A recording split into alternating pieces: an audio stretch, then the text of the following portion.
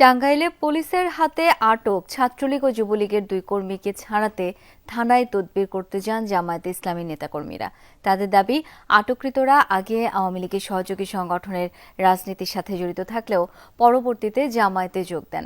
তবে নেতাদের তদবিরেও দুজনকে থানা থেকে ছাড়েনি পুলিশ, তাদের আদালতে পাঠানো হয়। নুডলস খান নাই তো নুডলসই খান নাই।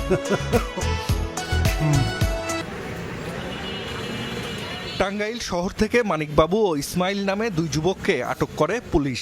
যুবলীগ ও নিষিদ্ধ ঘোষিত ছাত্রলীগের কর্মী হিসেবেই পরিচিত তারা।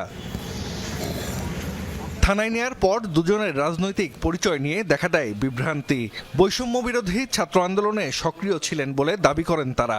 এক পর্যায়ে থানায় যান স্থানীয় জামায়াতের নেতাকর্মীরা। তারা দাবি করেন, আটক মানিক ও ইসমাইল একসময় আওয়ামী লীগের সহযোগী সংগঠনের সাথে যুক্ত থাকলেও পরবর্তীতে জামায়াতের রাজনীতির সাথে সম্পৃক্ত হন। দুজনকে ছেড়ে দিতে তদবির করেন তারা। 23 সালে আমাদের কর্মীতে অগ্রগতি হয়েছে, এইটুকু এর জন্য আমরা তাকে আমাদের জামাত ইসলামের কর্মী দাবি করছি। যে কোনো অর্গানাইজেশনে সম্পৃক্ততা থাকতেই পারে, যেমন আমাদের জামাতের কেন্দ্রীয় আমির ডক্টর শফিকুর রহমান, উনিও তো বাম রাজনীতি করে এসেছে। লোকাল দায়িত্বশীল আছে, ও আমাদের একজন কোন সে বলছে আমার টার্গেটে সে কাজ করে এবং সে কর্মী। ছাত্রলীগে বা যুবলীগে যেমন ইসমাইল এবং মানিক তারা ছিল, এখন আমাদের কর্মী। তবে এ বিষয়ে ক্যামেরার সামনে কথা বলতে রাজি হননি সদর থানার ভারপ্রাপ্ত কর্মকর্তা। থানা থেকে মানিক ও ইসমাইলকে আদালতে পাঠানো হয়।